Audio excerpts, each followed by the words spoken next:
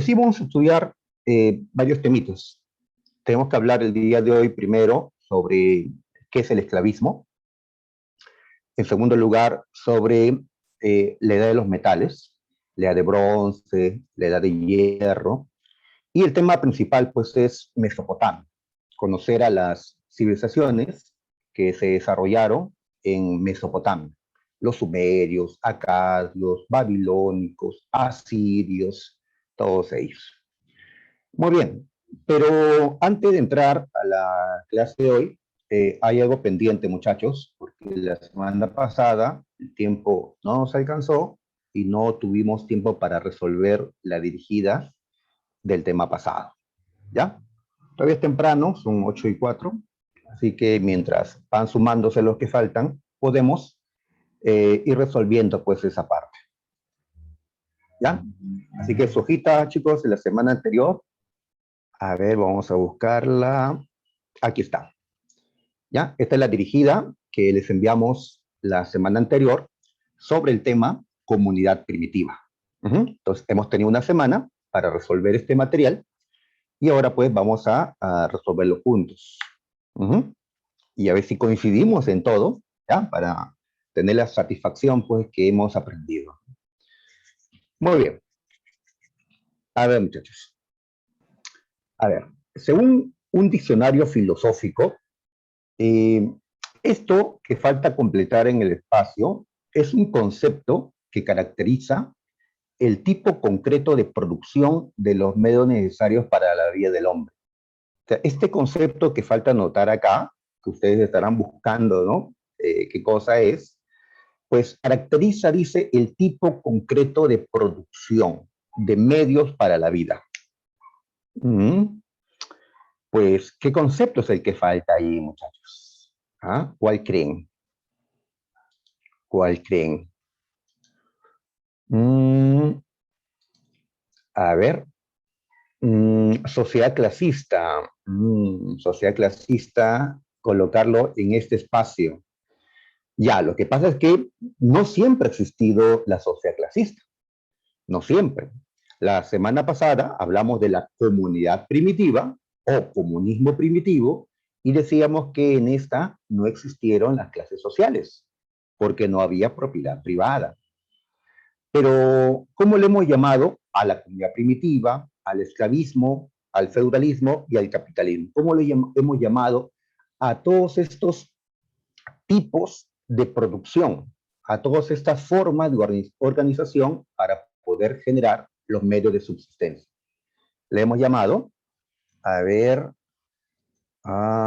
claro, ya, gracias, Juan Castro, ya, Evelyn Guaraca, ya, le hemos llamado modo de producción, modo de producción, en efecto, ya, entonces, en este diccionario, ellos conceptúan el término modo de producción como un tipo concreto de producción de los medios necesarios para la vida, ¿ya? Muy bien. Y en la parte final dice, siendo el primero de estos, o sea, el primer modo de producción, ¿cuál? Pues el primer modo de producción de los 4 que he mencionado es, ¿cuál es? La comunidad primitiva.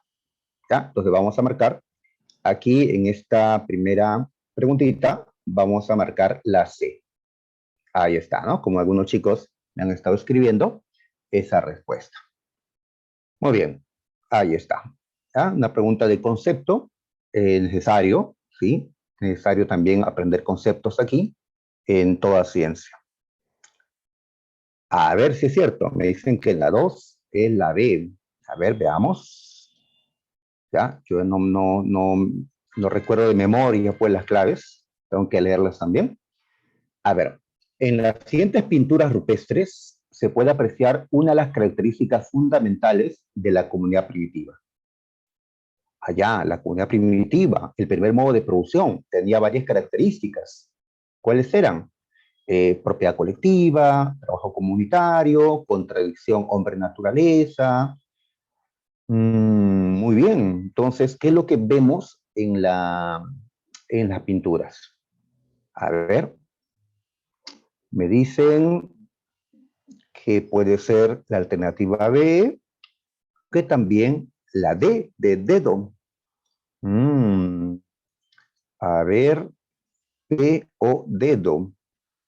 A ver, en esta pintura, la que se ve más clara, la que está en la parte derecha, ¿ya? Esto que se encontró en una cueva en Altamira, España, pues aquí vemos claramente cómo estos hombres están cazando con sus arcos y flechas, están cazando pues a esos animales. Entonces, si vemos eso, la cacería, pues, ¿qué tipo de economía es la que se está reflejando? ¿Una economía productiva o una economía más bien depredadora? Depredador.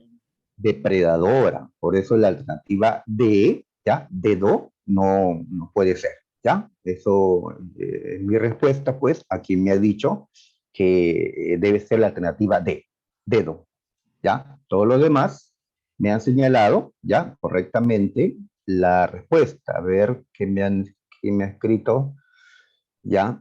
A ver, correcto, ahora sí, Tueros, ¿no? Evelyn, correcto, Carla, ahí está, ¿no? Correcto, Torres Zárate, Evelyn, Brenda. Muy bien, aquí la respuesta es la B, ¿ves? Porque lo que vemos es que no hay un solo cazador, hay un grupo, ¿ya? A estos grupos de cazadores primitivos le hemos llamado bandas. Y si ves acá en la otra imagen, pues también, vamos a agrandarlo un poquito, pues vemos que hay un cazador, hay cazadores en los alrededores para matar estos animales que están en el centro. Trabajo cooperativo, trabajo comunitario, necesario en esos tiempos por la ausencia de una tecnología eficaz que te permita tener éxito de manera individual. Era necesario entonces trabajar, ¿no? En grupo para poder conseguir el alimento, como lo muestran estas pinturas rupestres. Muy bien, entonces aquí la respuesta es trabajo comunitario. Ahí está, ¿no? Alguien dirá, profe, pero en este tiempo de la comunidad primitiva había ausencia de propiedad. Ausencia de propiedad privada sería lo correcto. Ya, pero las imágenes tampoco te expresan esa característica. Lo que te están expresando es que están trabajando de manera cooperativa para tener éxito en la cacería. Bueno, son solo pinturas, pero pues asumamos que es un reflejo de lo que sucedía en ese tiempo. Muy bien, pasamos a la 3. Nos hablan del Paleolítico. Ahí me preguntan, ¿qué quiere decir con economía productiva? ¿Ya? Economía productiva o productora es aquella economía en la cual el hombre primitivo, hasta el día de hoy, ¿no? El hombre ya civilizado, ellos transforman la naturaleza para poder crear sus propios alimentos. A diferencia de la economía depredadora, en que el hombre primitivo únicamente tomaba lo que encontraba en la naturaleza, arrancaba un fruto de un árbol, mataba a un animal para comerlo. En la economía productiva, el hombre remueve la tierra, coloca las semillas, ¿ya? Riega y espera los frutos para comerlo. Ha creado alimentos o cría animales desde pequeñitos, ¿sí? Y les da de comer, los protege y cuando estén grandes, pues los puede matar para alimentarse. Cuando hablamos de economía productiva, hablamos de una economía basada en la agricultura y la ganadería. Muy bien. Entonces, eso no corresponde, pues, a los hombres que están allí cazando. A ver, muy bien. Vamos a la C, a la 3, perdón, la 3. A ver, ¿qué nos preguntan? Pues identifique los enunciados correctos, dice, correctos, ¿ya? Por ahí hay un comentario de que tal vez sea incorrecto. A ver, hay que leer. Sobre el Paleolítico, ¿ya? Una nomás debería estar correcta. A ver, veamos, ¿ya? Si hay dos, pues... a ver, veamos. En el Paleolítico se dieron las mayores transformaciones económicas y sociales en el hombre primitivo. Las mayores transformaciones económicas y sociales. ¿Cuáles son esas transformaciones? En lo económico es dejar la vida de depredador, ya, de cazador, recolector, y desarrollar una economía productiva con la agricultura, con la ganadería. Esto no ocurrió en el Paleolítico. En el Paleolítico seguimos cazando y recolectando 2 millones de años. ¿En qué periodo es que la economía se transformó? ¿En qué periodo es que vemos el desarrollo de una economía productiva? En el Neolítico. Por eso, esta primera, ¿ya?, alternativa no es correcta. Y en el aspecto social, por ejemplo, el sedentarismo, porque fuimos nómades, ¿ya? En el Neolítico es donde nos hacemos sedentarios, aparte que la población aumenta, comienzan las diferencias socioeconómicas, entonces son transformaciones profundas que vive la sociedad humana, pero en el Neolítico. Por eso el periodo de mayores transformaciones dentro de la comunidad primitiva no es el Paleolítico, tampoco el Mesolítico, sino el Neolítico. El género humano soportó varias glaciaciones y periodos interglaciares. Eso es correcto, ¿ya? A ver, los chicos que me contestan, la B. Ajá, es correcto. En el Paleolítico, decíamos que el Paleolítico coincidió con el Pleistoceno. Y el Pleistoceno es la época de las glaciaciones. Hubieron 4 glaciaciones y entre 2 glaciaciones se desarrolló un periodo interglacial. ¿Ya? Claro, glaciación, interglaciar y así hasta que terminó la última glaciación, la de Wisconsin, y con el fin de la última glaciación terminó también el Paleolítico. Porque después vino el Holoceno, pero ya eso corresponde al Mesolítico, al Neolítico y tiempos actuales. La B es correcta. Ya, voy a marcarla, ¿ya? Lo demás tiene que ser falso. El Paleolítico se inició en todo el Viejo Mundo de manera simultánea. O sea que, a ver, el Viejo Mundo, cuando lean así, pues, ¿a qué se refiere? Se refiere a África, a Asia y a Europa, el Viejo Mundo, a estos 3 continentes donde empezó todo. Primero en África, claro. En cambio, cuando dicen el Nuevo Mundo, pues se refieren a nuestro continente, a América. Es verdad que el Paleolítico se inició en todo el Viejo Mundo de manera simultánea.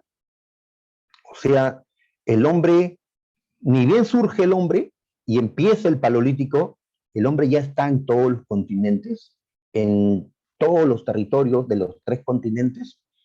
Ni siquiera está en toda África al inicio del Paleolítico. Está en el Valle del Rift, ¿ya? Y va avanzando poco a poco hacia el sur, hacia el norte. Entonces, no, el Paleolítico tuvo un inicio en el Valle del Rift, África Oriental, y ahí el hombre comenzó a migrar y poco a poco el Paleolítico va pues llegando a otros lugares. Muy bien, entonces la C es incorrecta. La D, los grupos humanos evolucionaron de hordas a bandas, y clanes y tribus. Uno lee esto y dice, está bien, de hordas a bandas, a clanes y a tribus. No, esto es correcto, es la secuencia. Pero todas ellas se dieron dentro del Paleolítico, porque la pregunta es sobre el Paleolítico nada más. Hordas y bandas son del Paleolítico, pero ya si hablamos de la tribu es Neolítico. ¿Ya? Entonces, no corresponde todo al Paleolítico. Por eso nos quedamos con la B. ¿Ya? Así es, muchachos. Muy bien, estamos de acuerdo, ¿ya?, con lo que me están planteando en el chat. Así es, Castro. Hay que, ya, leer cada palabra es importante en una pregunta de admisión. Una palabrita nos puede hacer cambiar todo. ¿Ya? Muy bien. 4. Relacionemos. A ver, en el Paleolítico inferior se desarrollaron las 2 primeras especies humanas que hemos estudiado, el habilis y el erectus. Muy bien, entonces busquemos acá algo que dejaron los habilis o los erectus. A ver, los erectus son los que empezaron la cocción de los alimentos. Los erectus, ya que ellos iniciaron la, la utilización del fuego. ¿Ya? Entonces vamos a relacionar paleolítico inferior con la cocción de los alimentos. Muy bien, en el paleolítico medio se desarrolló el Homo neanderthalensis. Busquemos algo que hizo el Homo neanderthalensis. A ver, ¿qué hizo? Enterró, comenzó a enterrar y con los entierros, pues, expresó su pensamiento mágico religioso. Así que el punto 2 lo relacionamos con la C. Por lo tanto, Paleolítico superior, que fue donde surgió el Homo sapiens, nuestra especie, lo relacionamos con la A, ¿ya? Con la A, ya que el Homo sapiens comenzó a hacer arte y entre estas muestras artísticas hizo la Venus, esculturas de mujeres embarazadas que representan culto a la fertilidad. ¿Ya? Muy bien. Entonces los chicos me han dicho que la respuesta, a ver, ya más inclinan por la B, dedo. A ver si salió dedo. Dedo, a ver, acá está, 1 beso, ya, 2 casa, 3 la A. Muy bien, chicos, muy bien. Marcamos dedo.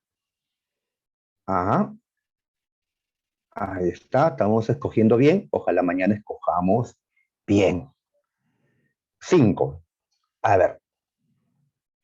San Marcos nos preguntó por una de las características fundamentales del Mesolítico. Una característica fundamental. Dijimos que lo más importante del Mesolítico es que el hombre en este periodo empezó a ver qué respuesta me dan, chicos. ¿Qué respuesta? A ver qué me dicen. Eso, la práctica funeraria. Práctica funeraria o entierros, eso empezó en el Paleolítico medio con el hombre neandertal. No, eso ya desde antes. En el Mesolítico ya el entierro era algo común. Dedo, la vía sedentaria. Creo que la vía sedentaria es demasiado, porque para ser sedentarios, primero tuvimos que desarrollar la agricultura, y eso más bien lo ubicamos en el Neolítico. Neo. ¿Ya? Muy bien. La respuesta, así es, correcto. A ver, Evelyn, ¿ya? Berg, Evelyn Huaraca, correcto. Carla, Talo, correcto. La respuesta es la A, la producción de alimentos. En el Mesolítico, el hombre empezó a producir alimentos, ya que domesticó a algunos animales y también comenzó a cultivar la horticultura, ¿ya? Y en el Neolítico ya es cuando el hombre desarrolla todo esto, consolida la economía de producción de alimentos, ¿ya? Pero en el Mesolítico empezó la producción de alimentos. Acá no han puesto empezó, pero pues ya es la única posible, asumimos que se trata de eso, porque todo lo demás no corresponde. El comercio, propiamente el comercio, se da pues desde el Neolítico. Muy bien, la A, correcto. ¿Ya? Así es, Brenda, la A. 6. A ver, el Mesolítico es un periodo de transición, claro. Estamos dejando la economía de subsistencia para pasar a una economía de producción poco a poco. A ver, ¿qué nos dicen? A ver, los grupos mesolíticos siguieron siendo cazadores y recolectores. Sí, así es. Pero, profe, sí, comenzaban a producir alimentos. Es que todavía lo que producían era poco, era insuficiente para mantener a los clanes que ahora tienen pues más gente, ¿no? Por lo tanto, tienen que seguir cazando y recolectando, ¿ya? Cuando ya tengan agricultura y ganadería, ya van a producir lo suficiente como para ya no tener que cazar y recolectar. Los cambios producidos durante este periodo mesolítico los condujeron al paso de una actividad a otra actividad. ¿Mm? Pues, ¿a qué se están refiriendo? ¿No? A ver qué me dicen los muchachos. La C, la C. ¿Ya? Muy bien. La C, claro. ¿Ya? Gracias, Talo. ¿Ya? Juan Castro. Gracias, Mel, Carla. En efecto, marcamos la C. Así es, seguían cazando, pero ya eran, perdón, seguían recolectando, pero eran ya recolectores selectivos. Es decir, tienen grandes conocimientos sobre las plantas que recolectaban.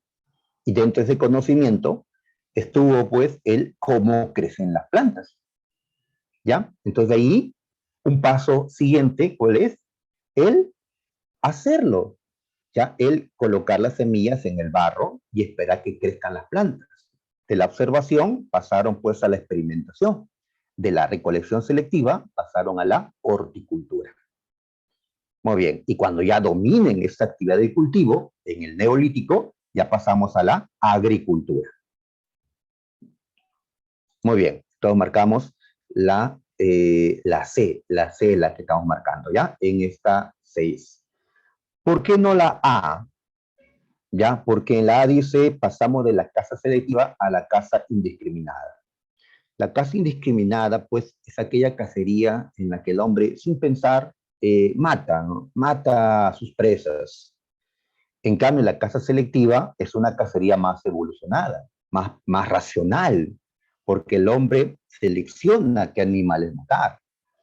¿Para qué voy a matar a todas las hembras de este grupo si luego ya no van a poder reproducirse estos animales? Ya no tendré comida después.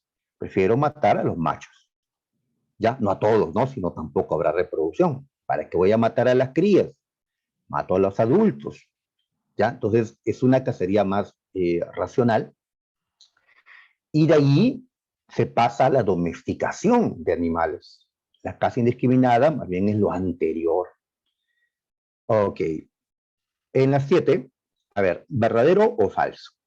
El Paleolítico inferior se inició con el surgimiento de los homínidos. De los homínidos. Mm, esto, esto es falso, muchachos. ¿Por qué es falso? Porque los primeros homínidos, acá hay de surgimiento, se refiere al, por ejemplo, Ardipithecus o el Australopithecus. Y ellos no son parte del Paleolítico inferior. El Paleolítico se refiere únicamente a especies humanas, al hombre nada más, no a los primeros homínidos. El Paleolítico medio, en este periodo, los neandertales cazaron mamuts.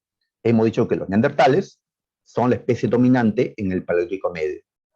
Y ellos, sí, con sus lanzas, con la cooperación, con la inteligencia que ya poseían, podían cazar a los mamuts. Ajá, sí podían hacerlo. Así que vamos a poner verdadero. En el Paleolítico superior surgió el Homo sapiens, perdón. Sí, el Homo sapiens surgió en el Paleolítico superior. En África, sí, en efecto, en ese continente. Ya debe salir la respuesta. En el Mesolítico culminó el proceso de evolución biológica. Esto es falso porque para que sea cierto, muchachos, tendríamos que decir, en el Mesolítico surgió otra especie humana, pero no, es la misma especie, Homo sapiens, que surgió en el Paleolítico superior. En el Mesolítico sigue el mismo hombre, el mismo sapiens. La evolución biológica, podemos decir, se dio hasta el Paleolítico superior con el surgimiento del último homínido, nosotros. Ya en el Mesolítico los cambios ya no son tanto biológicos, sino son económicos, sociales, culturales, pero ya no biológicos. Lo cual no quiere decir que no estemos cambiando en el cuerpo, sino que pues ese cambio no es perceptible o que no vemos una nueva especie humana Todavía, ¿no? Todavía. En el Neolítico surgió la propiedad privada, sí, y la diferenciación social, también.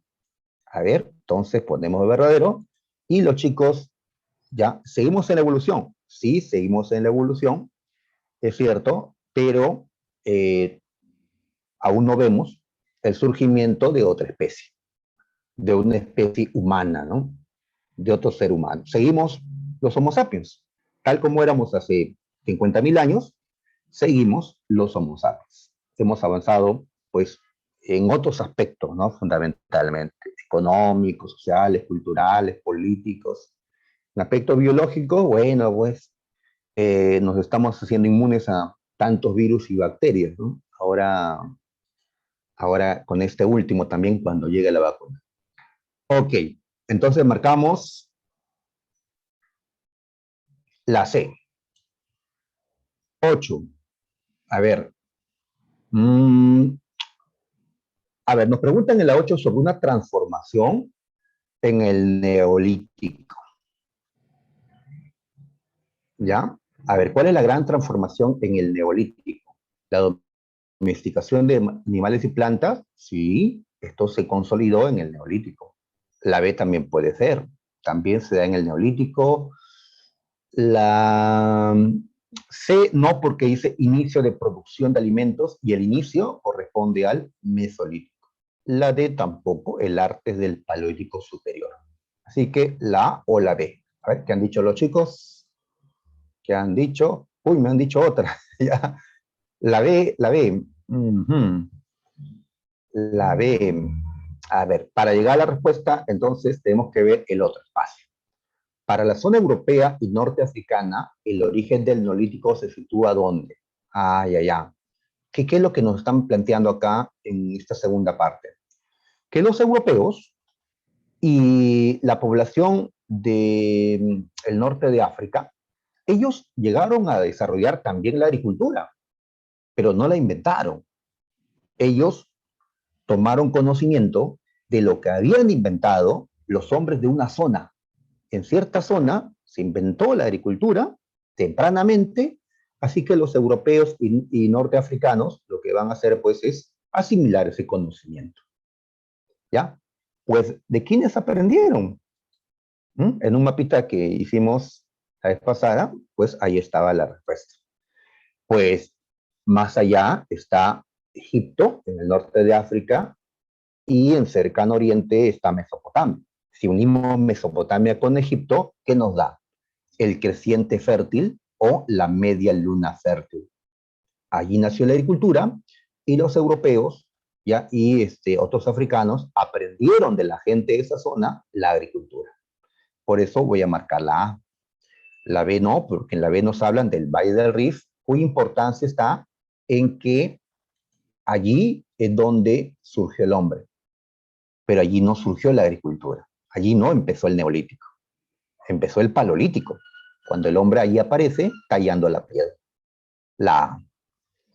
En la 9, a ver, nos piden una consecuencia del Neolítico. Una consecuencia.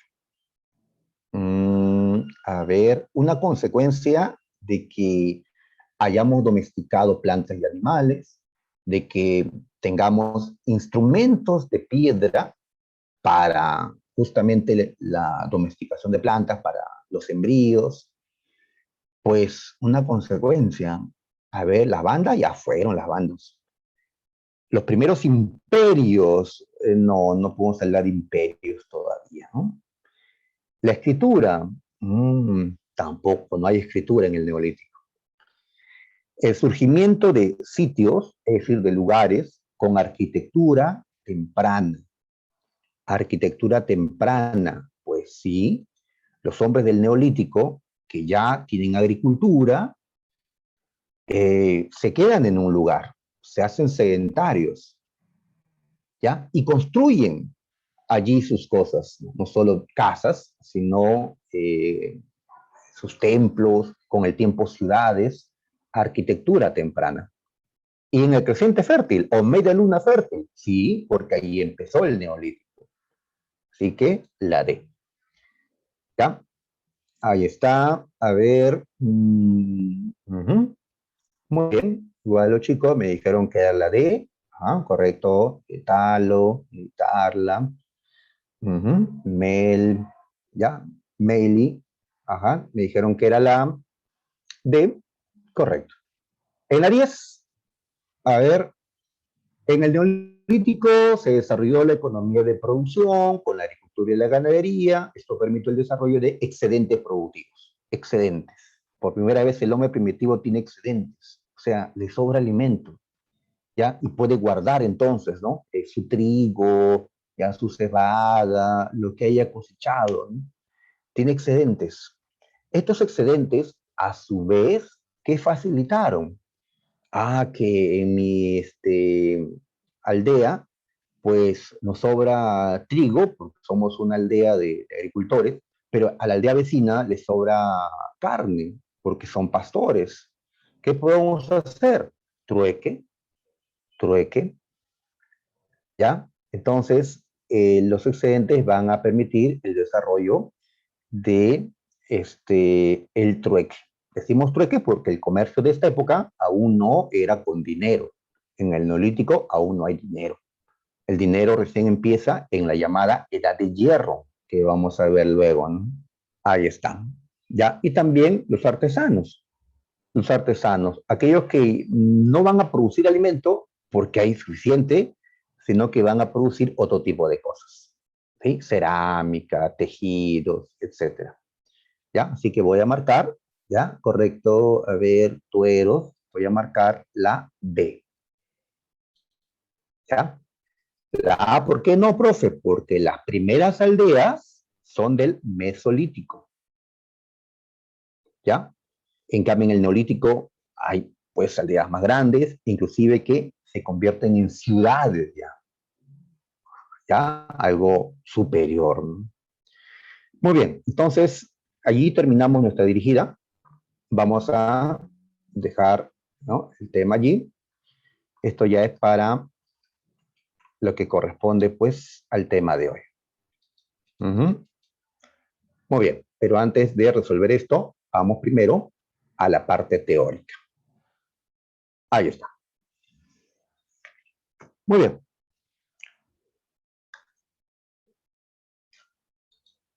Bien, muchachos. Entonces, nos corresponde estudiar al esclavismo y a Mesopotamia. Ahí está. ¿Ya? Para entrar, pues, al tema de hoy, coloqué esta imagen. Me parece una imagen bonita de una de las ciudades más importantes de Mesopotamia. Una ciudad donde puedes encontrar la puerta de Istar. Ahí está. Por acá aparece la llamada Torre de Babel, así le llaman en la Biblia, Torre de Babel. ¿Qué ciudad será esta? De Babel. Por allá están los jardines, perdón, estos son los jardines colgantes y al fondo, más alto, es lo que la Biblia llama la Torre de Babel. Pues, si estos son los jardines colgantes, ¿en qué ciudad se encuentra? Muy bien, entonces lo que estamos viendo es una de las ciudades de Mesopotamia, la más importante que llegó a construirse en ese lugar, llamada Babilonia. Y Babilonia es una de las ciudades que da inicio al esclavismo. Así que tenemos que estudiar a Babilonia, pero también a otros. Muy bien. Antes de hablar de los babilónicos, de los sumerios, los asirios, vamos a primero a preguntarnos qué es el esclavismo, ¿ya? Porque todos estos pueblos que vamos a estudiar, estas civilizaciones que vamos a estudiar el día de hoy, la próxima semana y las siguientes, pues son pueblos esclavistas. Estos pueblos ya no se basan en el modo de producción primitivo que vimos la semana pasada. Ya no, se basan en un nuevo modo de producción al cual llamamos el esclavismo, ¿ya? Así que decimos que el esclavismo fue el segundo modo de producción de la humanidad. ¿ya? Es decir, la segunda forma de organización de la sociedad, de la gente, para poder generar sus medios de subsistencia. Segundo, porque el primero fue la cumbia primitiva, que vimos la semana anterior. ¿Y cómo se llama el tercer modo de producción y el cuarto modo de producción? ¿Cómo se llaman, chicos? Pues se llaman el tercero, el feudalismo, y el cuarto, el capitalismo, a los cuales estudiaremos pues de acá, ¿no? Varias semanas. Correcto, Gutiérrez. Muy bien. Estamos con el esclavismo, el segundo modo de producción. Este esclavismo se va a desarrollar en la Edad Antigua. La Edad Antigua es aquel periodo que empezó hacia el 3500 antes de Cristo y terminó en el año 476 después de Cristo. Ya, y estos años, ¿qué representan? ¿Qué sucedió en estos años? Porque por algo colocamos la fecha, ¿no?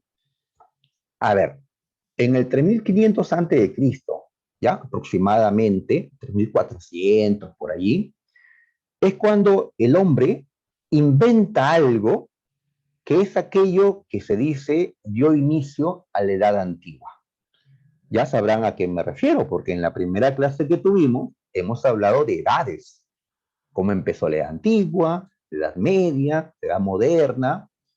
Muy bien, ya ahí está, Torres nos ha hecho recordar pues que hacia el 3500 antes de Cristo el hombre inventó la escritura y con la invención de la escritura empezó la edad antigua.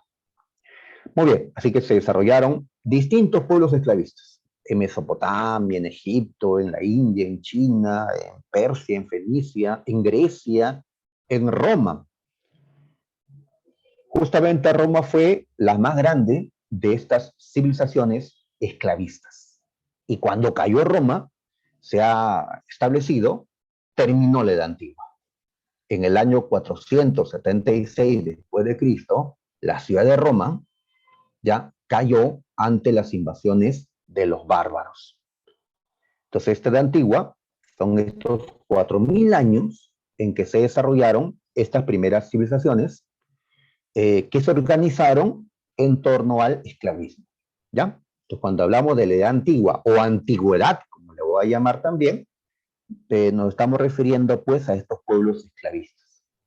También podemos llamar a esta época la edad de los metales, porque en efecto estos pueblos de Mesopotamia, de Egipto, de Grecia, de Roma, ya no van a trabajar la piedra como lo hizo el hombre primitivo. No, ahora se dio un paso más allá. La piedra fue abandonada poco a poco porque ahora el hombre ya va a conocer el metal, va a hacer armas y herramientas con metales, como el bronce y el hierro. ¿Ya? Y justamente la edad de los metales también coincide, ¿no? La edad de los metales empieza pues también hacia el 3500 antes de Cristo, ¿no? Ahí un ciclo más, un ciclo menos, que es cuando se descubre, o mejor dicho, se inventa el bronce en Mesopotamia. ¿Ya? Entonces, el esclavismo se desarrolla en la edad antigua o en la edad de los metales. En cambio, la comunidad primitiva se había desarrollado en la edad de piedra o prehistoria. Muy bien, y cuando coloco esta palabra, fundamentalmente, lo que quiero decir es que el esclavismo se desarrolló en la Edad Antigua, ya, pero eso no quiere decir que terminó la Edad Antigua con la caída de Roma y ya no va a haber esclavismo. El esclavismo va a seguir existiendo en la Edad Media, en la Edad Moderna, hasta en la Edad Contemporánea, ya, hasta que ya se elimine en todas partes, oficialmente al menos. ¿Está bien? Entonces el esclavismo va a ser un sistema duro de matar, ¿no? Va a haber esclavitud, pues, después de la Edad Antigua. Pero es en este tiempo, la Edad Antigua, cuando tiene todas sus características, cuando es el modo de producción dominante. En cambio, ya en la Edad Media, dominará el modo de producción feudal. ¿Sí? En la Edad Moderna, poco a poco predominará ya el modo de producción capitalista. A pesar que aún había esclavos, otro sistema es el que ya predomina. En la edad antigua predomina el esclavismo claramente. Muy bien. A ver, hay una imagen de un grupo de esclavos que saqué de la película Ben-Hur. Ahí está. Estos esclavos pues están encadenados a un barco y tienen que remar, ¿ya? Duro para que el barco pueda seguir avanzando, sobre todo porque es un barco de guerra y tiene que moverse rápido. Y si no, pues los latigan, ¿no? Los golpean para que trabajen, ¿no? A ver, me preguntan si en Mesopotamia fue donde empezó la esclavitud. Sí, en Mesopotamia. ¿Ya? Sí, es una película antigua. Ajá, sí. ¿Ya? Una buena película para no su tiempo. Ajá, ahí están ¿Cómo entonces. se llama la película? Ben-Hur. Ben-Hur. Ya hay una versión moderna de Ben-Hur que no he visto. Ya prefiero lo clásico. Ok, ya. Ahora, viendo la imagen, alguien dirá, profe, pero si son esclavos, ¿por qué es blanco este hombre que está del frente? Hasta medio rubio, ¿ves? De alguien, ¿no? Los esclavos no se supone que son negritos. Ah, ya, lo clásico es mejor. Ujú. Ya, también estoy de acuerdo. Por eso yo prefiero la música de mis tiempos a de los tiempos actuales. Eh, bueno, ya, mi opinión. Eh, la cuestión de la esclavitud no era una cuestión de raza. O sea, en estos tiempos de la edad antigua, no es que únicamente la población de piel negra era esclava. No, acá cualquiera podía ser convertido en esclavo. ¿Ya? Si tu ciudad, tu pueblo, tu estado es derrotado por uno superior, entonces terminamos nosotros siendo esclavizados por ellos. Así seamos pues más blanquitos o más morenitos, ¿no? Eso no importaba, ¿no? Ya, claro, ver un esclavo gringo no es común, ¿no? Correcto, así es, pero era posible, ¿no? En la película Ben-Hur, pues, es un hombre libre, inclusive es un hombre de la élite de, de tierras de Palestina, de Judea, pero pues terminó siendo esclavizado, ¿no? Por supuestamente haber cometido un delito.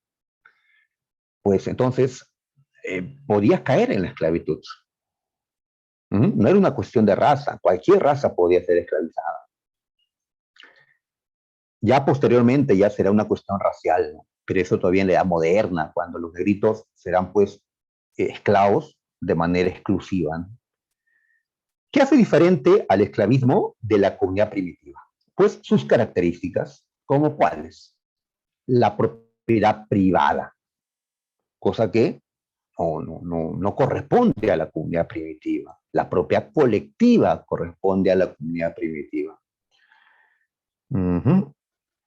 Ok, muy bien. En cambio, en el esclavismo hay propiedad privada de los medios de producción.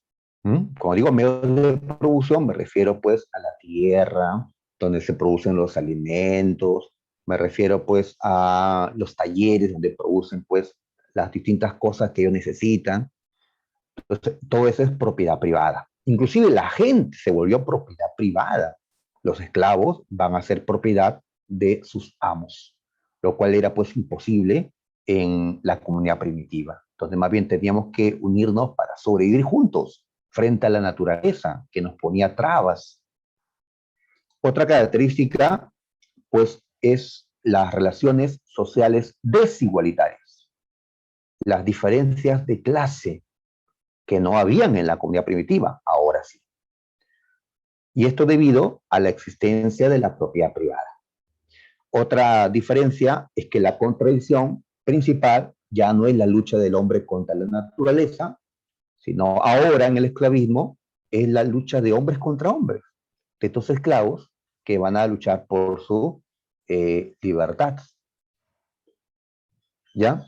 A veces, muchas veces de manera violenta, como la rebelión de Espartaco, de Spartacus. Ok, entonces tenemos pues estas características. Como dijimos, los esclavos provinieron principalmente de las guerras. Eran los prisioneros de guerra. Y se mantiene el sistema porque la esclavitud es una condición hereditaria. Todos los hijos de los esclavos pues nacen esclavos. Ellos permiten que sus esclavos se unan, tengan hijos, para seguir teniendo pues esclavos y el sistema perdure, ¿no? Muy bien, pero también hubieron otras formas de convertirse en esclavo, como cometiendo un delito o pues no pagando deudas. Existió en el pasado la esclavitud por deudas, en la que pues puedes pagarla porque los intereses son elevados, porque pues fracasaste en el negocio, qué sé yo, pues terminas siendo esclavo de tu acreedor. O tal vez no solo tú, toda tu familia era esclavizada ante pues, ¿no?, el incremento de la deuda, ¿no?, por los intereses. Algo injusto. Gente libre terminaba siendo pues esclava por esta situación. Los esclavistas podían ser particulares, o sea, gente que tenía plata y compraba esclavos. O los esclavistas podían ser el mismo Estado, cuando el Estado monopolizaba a los esclavos. ¿Ya? Entonces habían dos formas de esclavismo. El esclavismo particularizado, en el que individuos son amos de los esclavos, como ocurrió en Atenas, en Roma, o el esclavismo estatal, en la que los gobernantes son los dueños de los esclavos, los que dirigen el Estado, como se dio pues en Egipto, en Esparta, ¿ya? Así que vemos dos tipos de esclavitud, o podría estar mezclado también. Muy bien, los esclavos, por otro lado, no son dueños de su fuerza de trabajo. Es lo que lo diferencia al esclavo del hombre libre. Yo soy un hombre libre y yo decido qué hacer con mi fuerza de trabajo. ¿Ya? Trabajo para tal persona. Pero si deseo, renuncio y busco trabajo en otro lado, porque es mi fuerza de trabajo, ¿no? En cambio, el esclavo no era dueño de su fuerza de trabajo. El amo decidía qué iba a hacer el esclavo. Si alguna vez un esclavista se enamoró de un esclavo, pues sí, claro, ¿no? Se da, pues, en la convivencia, pues se puede dar, ¿no? Así es. Ya, si convivieras con un esclavo o una esclava, pues, de tu edad, ¿no? En tu casa, desde niños, ¿no? Se han criado juntos, puede que hasta te enamores de ese esclavo, ¿no? Ya, ya, en la antigüedad también había relaciones homosexuales. La homosexualidad es algo que acompaña al hombre desde siempre, desde que surgió el hombre. Había mujeres esclavas, por supuesto, ¿no?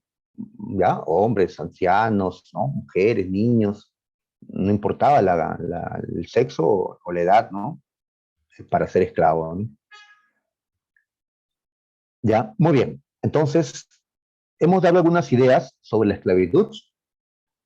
Ya, ahora pasemos a dar también algunas ideas sobre la edad de los metales. Muy bien. En la edad de los metales, el hombre dijo, la piedra ya no va a la piedra. La piedra fue útil 2 millones de años a lo largo de la comunidad primitiva o edad de piedra. Pero ahora ya, con el conocimiento de los metales, con la capacidad que estos hombres ya tienen para crear utensilios y armas con los metales, porque ahora ya desarrollaron la metalurgia. Y la metalurgia justamente es la actividad que le permite al hombre trabajar estos metales. Entonces el hombre va a dejar atrás la piedra. Ahora, cuando hablamos de la edad de los metales, pues tradicionalmente hablamos de 3 edades. La edad de cobre, la edad de bronce y la edad de hierro, tradicionalmente, ¿ya? Pero digamos que modernamente una de estas edades ya no se considera, no se considera propia, ¿no?, de la edad de los metales. ¿A cuál ya no se le quiere considerar dentro de la edad de los metales? Pues a la primera, correcto, Giordano, a la primera, a la edad de cobre. ¿Ya? ¿Por qué no? La edad de cobre, ¿por qué no? ¿Ya? Yo cuando hablo de la edad de los metales, como lo coloqué en el concepto de esta clase, en el inicio, pues solamente coloqué a la edad de bronce y a la edad de hierro, ya no a la edad de cobre. Pero tradicionalmente, o sea, desde hace mucho tiempo atrás, se hablaba de 3 edades. A ver, el cobre, el cobre está bien porque fue uno de los primeros metales que el hombre conoció, ya que era fácil de encontrar, era relativamente fácil de trabajar el cobre. Ya no es tan duro, no se requiere tanto calor, se encuentra el cobre como cobre en la naturaleza, no tienes que unirlo pues a otro metal, como fue el caso del bronce, ¿ya? Junto con el oro, la plata, pues está entre los primeros metales que el hombre trabajó. Pero ¿cuál es el defecto de estos primeros metales? Que son muy blandos, entre comillas, son maleables, como dicen en química. El oro es muy blando, pues no sirve para hacer un arma para la guerra, ¿no? Puedes hacerte una espada de oro, pero ya más que nada va a ser pues como adorno, como símbolo de tu poder, de tu riqueza, pero para la guerra no te va a servir mucho porque esa espada se va a doblar en la pelea, ¿no? Más o menos le pasaba igual al cobre, que también no tenía la dureza que esperaban para pues un arma, ¿no? Entonces el cobre no te daba esa dureza, ¿ya? Y la piedra es más fácil de hallar y de trabajar. Entonces, en la llamada edad de cobre, entre comillas, por más que ya se conocía a este metal del cobre, el hombre seguía trabajando la piedra. La piedra y el cobre eran utilizados de manera simultánea.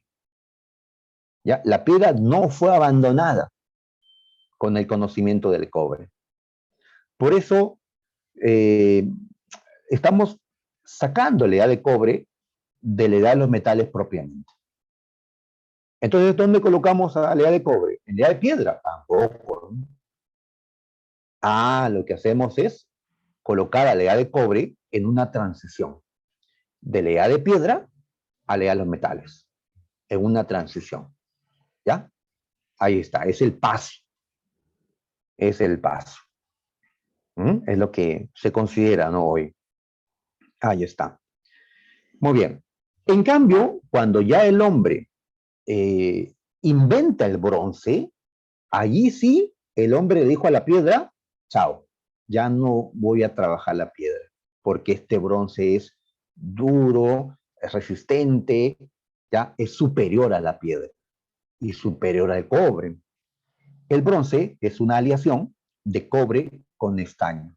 90% cobre, 10% estaño. Esto no lo encuentras así en la naturaleza. Tienes que unirlo. Es una aleación que el hombre creó. ¿Quiénes crearon el bronce? Los sumerios de Mesopotamia.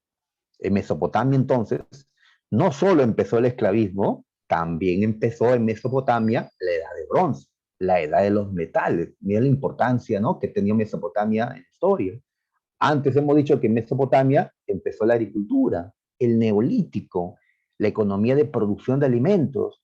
Así que Mesopotamia es un lugar pues importante cuando hablamos de esta parte de la historia. Muy bien.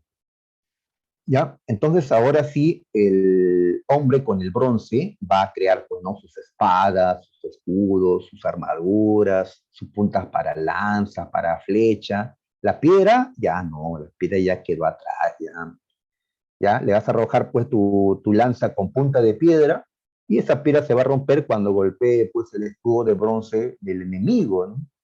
No, necesitábamos puntas de bronce también. Muy bien. Y en este tiempo de la Edad de Bronce se desarrolló la revolución urbana. Es decir, A diferencia del Neolítico, que fue cuando se construyeron las primeras ciudades, ahora hay más ciudades, muchas ciudades, en Mesopotamia y en otros lugares. Y ahora gran parte de la población ya no vive en aldeas simplemente, sino en ciudades. Y sabemos que la vida en la ciudad es distinta a la vida pues en el campo, ¿ya? Hay otras actividades, hay otras relaciones. En la ciudad pues se concentra, ¿no? El gobierno, la administración, el culto, ¿ya? El comercio, la producción artesanal, etcétera, en la ciudad.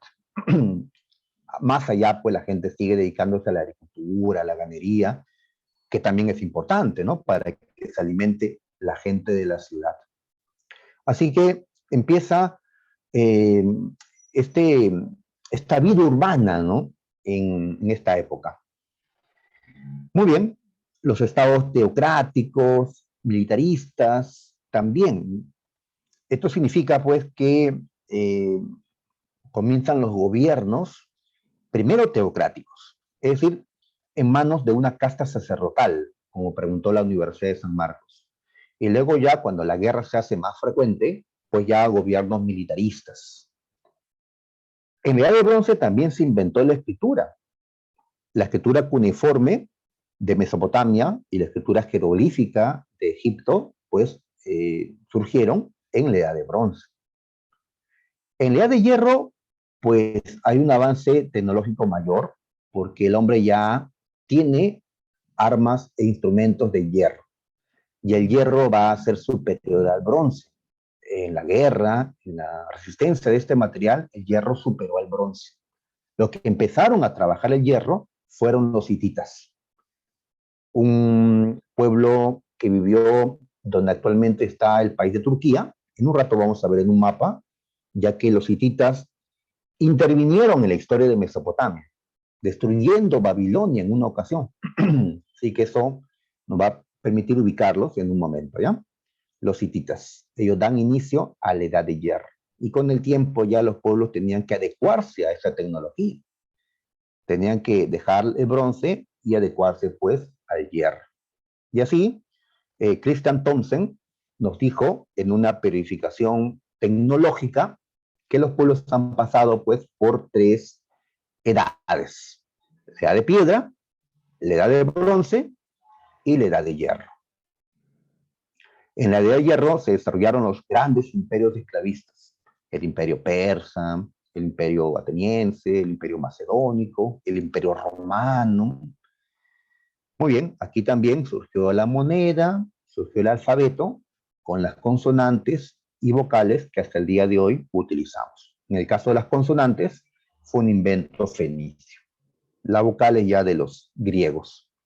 Muy bien, después de haber dado entonces algunas ideas sobre lo que fue la edad de los metales, vamos a entrar a Mesopotamia, que es el tema central del día de hoy.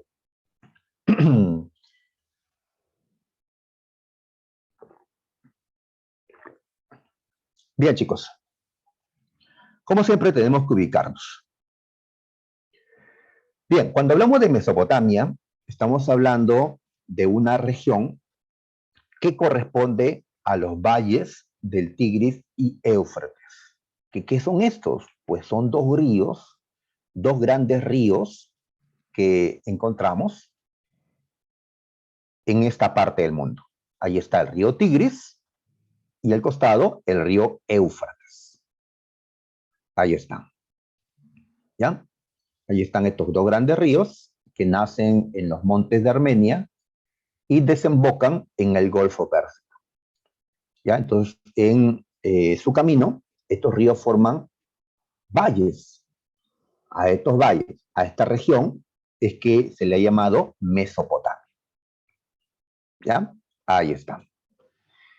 Pues alguien estará mirando esto y dirá, profe, no me ubico bien, ¿en qué parte del mundo queda esto? Bueno, para ubicarnos mejor, entonces tenemos que ampliar pues el mapa. ¿Ya? A ver, entonces vemos por acá el continente asiático, enorme continente, pues a Asia lo dividimos en Lejano Oriente, Medio Oriente, y la parte de acá es Cercano Oriente. Muy bien, entonces ustedes ven a Cercano Oriente, esta zona donde está Siria, Irak, Jordania, Israel, Turquía, etcétera, pues ese es Cercano Oriente. Muy bien, ves que hay un país que se llama Irak. Muy bien, entonces en esta parte es donde están hasta el día de hoy los ríos Tigris y Éufrates. ¿Ya? Muy bien, Mesopotamia, entonces es el nombre que se le dio a un territorio que actualmente corresponde al país de Irak, aunque también un pedazo de Siria y también un país pequeño que está acá al sur que se llama Kuwait. ¿Ya? Kuwait. Muy bien, entonces ya memoricen esta zona. Vamos a regresar. Ahí está. Es esta parte de acá.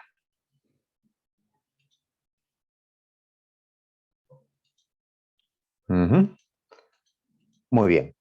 Entonces, espero que ahora sí nos hayamos ubicado de mejor manera dónde nos encontramos. Muy bien, así que si queremos conocer las ruinas de los pueblos mesopotámicos, tenemos que viajar al país de Irak. Aunque les aconsejo que no viajen a Irak, que es una zona convulsionada por las últimas guerras, por el terrorismo, es una situación difícil la que se vive en ese país a causa de la ambición de las potencias por el petróleo de este lugar. Sí, pues ya, eso ya es una historia pues de nuestro tiempo, ¿no? Regresando al pasado, pues Mesopotamia es esta región. Muy bien. Mesopotamia es un nombre que lo inventaron los griegos, porque los hombres que vivían acá no le llamaban Mesopotamia a su lugar. Eso se lo ponen los griegos, que conocieron el lugar, ¿ya?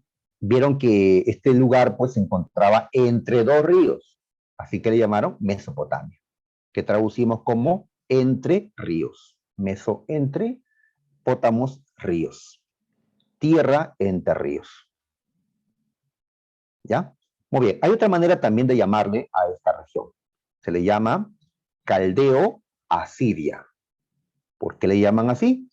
Porque los asirios son un pueblo que habitó el norte de Mesopotamia y en la zona sur dominaron los caldeos, que es otra manera de llamarle a los babilónicos. Así que se le llama Caldeo Asiria a esta región también. Más le llamamos Mesopotamia. Ahí está. Ya, muy bien.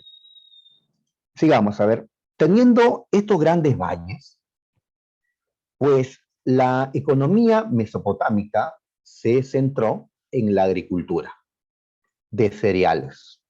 Y los cereales más importantes en esta parte del mundo fueron el trigo y la cebada. Así que el trigo ya nos acompaña desde mucho tiempo atrás y con el trigo pues se hacía harina y con harina muchas cosas, incluido el pan. El pan ya está con nosotros tanto tiempo atrás. La cebada también. También podían hacer su harina con esto o podían fermentar en agua la cebada. Y tenían una bebida que hasta el día de hoy se toma, ya la cerveza. Hace no sé cuánto tiempo no pruebo un vaso de cerveza por el COVID y porque tampoco soy mucho de beber, ¿no? Muy bien, ahora, a Mesopotamia podemos dividir en dos regiones. La zona norte, llamada Alta Mesopotamia o Asiria, y la zona sur, llamada Baja Mesopotamia o Caldea. Muy bien, es la zona sur donde más agricultura se desarrolló, donde más producción agrícola se dio en la zona sur, zona más fértil que el norte. Además, porque los pueblos que están en la zona sur hicieron más obras hidráulicas. ¿Y a qué me refiero con obras hidráulicas? Pues me refiero a la construcción de canales de regadío, eh, la construcción pues de represas, de diques, para poder pues controlar el agua, ¿no? Cuando este quiere desbordarse o para almacenar, ¿no? Para tiempos de sequías, para extender, ¿no? El agua a otras zonas con canales, para así tener más tierras agrícolas y poder obtener pues más cosechas y mantener una población que crecía y crecía en Mesopotamia. Por eso, a los pueblos mesopotámicos se les ha llamado civilizaciones hidráulicas, por el buen manejo del agua que tuvieron. Para la época, claro, ¿no? Para tener pues 3.000, 4.000, 5.000, casi 6.000 años de antigüedad, estos pueblos mesopotámicos. Ok, muy bien. En cambio, en la zona norte, también la ganadería va a ser la actividad que predomine por ser una zona pues más de montaña, donde los valles eran más estrechos. Así que los asirios van a tener a la ganadería como actividad principal. Y como vimos en el mapa de la Tierra hace un momento, esta región de Mesopotamia se encuentra en una parte de Asia, pero en una parte cercana a Europa y a África.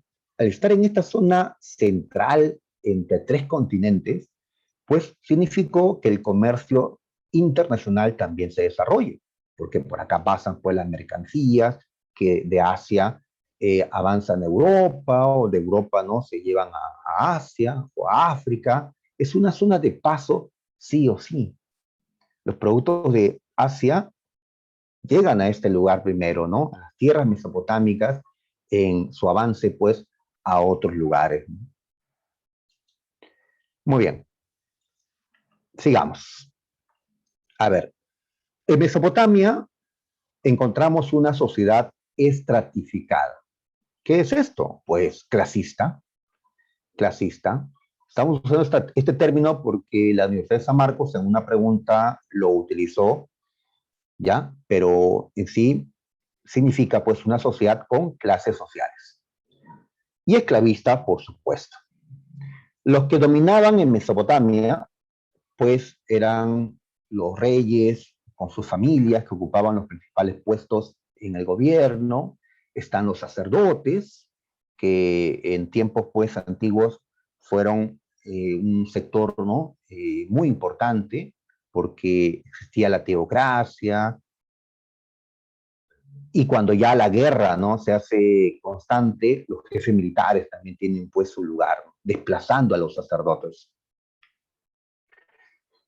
En una pregunta de la Universidad de San Marcos, nos pusieron esto. Esto es el estandarte de Ur, ¿ya? Y a partir de la observación y de la descripción de este estandarte, pues teníamos que dar una característica al tipo de sociedad que existió en Mesopotamia. A ver, Ur es el nombre de una ciudad mesopotámica, ¿ya? Se encontró entonces en ese lugar este estandarte. ¿Y qué es lo que observamos? Que lo que están en la parte baja parecieran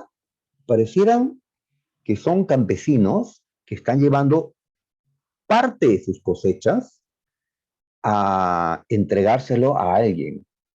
Mira, todos van en la misma dirección.